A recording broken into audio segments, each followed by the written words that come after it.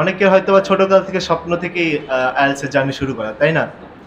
But আমারটা recently.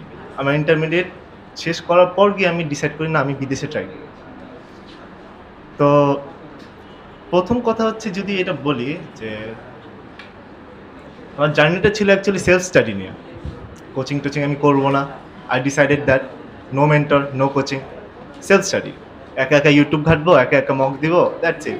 But just like others, I was the most laziest student. বাসায় একদিন self study করলে 10 দিন আমি গায়েব। তো প্রোডাক্টিভিটি বাসায় হতোই না, একেবারেই না। বিকজ এটা আমার কমফোর্ট জোন।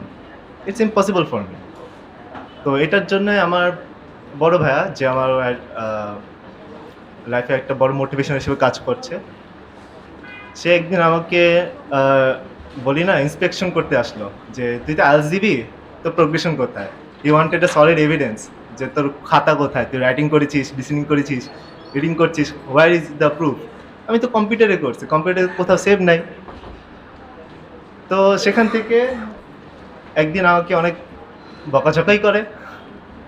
তো বকাঝকা করার পর সে বলছে যে একজন আমাকে সাজেস্ট করতেছে যে প্র্যাকটিক্যাল ইংলিশে গিয়ে দেখে আয়, অ্যাটলিস্ট ২-৩ দিন ডেমো ক্লাস করে আয়। তো সাজেশনটা দিয়েছে অ্যাকচুয়ালি আমাদের মেহেদী ভাই, মেহেদী স্যার, ব্যাচ 1 থেকে, যার সাথে একটু আগে আপনার ইন্ট্রোডাকশন নিয়েছেন। তো তার থ্রুতে আমি যাই। গিয়ে দেখি এটা হচ্ছে long duration class. Oh my god! 9 to 8 সারাদিন বসে থাকা। আমি তো ডিসাইড করে ফেলছি যে ২-৩ দিন ক্লাস করব, হাইয়েস্ট গেলে ১ সপ্তাহ করব, করে ভাইয়াকে ভুলভাল বুঝিয়ে বলে দিব যে এটা আমার জন্য না। It's not my place. But ১ সপ্তাহ পর নিজেকে নিজে একটু এনালাইজ করে দেখলাম যে আমি বাসায় থেকে তো একদিন পড়লে ১০ দিন গায়েব। কিন্তু এখানে ১ সপ্তাহ আস্তে, আস্তে পড়ালেও স্টেপ বাই স্টেপ প্রোগ্রেস হচ্ছে। I can feel my productivity there. So ultimately এই দিক থেকে অ্যানালাইজ করে এখানেই স্টিক করি, অ্যান্ড আল্টিমেটলি আমি আমার ডিজায়ার স্কোরই পাই। অ্যাকচুয়ালি ডিজায়ার একটু কম পাই বিকজ ডিজায়ার স্কোর ছিল 8 অথবা 8.5, but ultimately I got score of 7.5.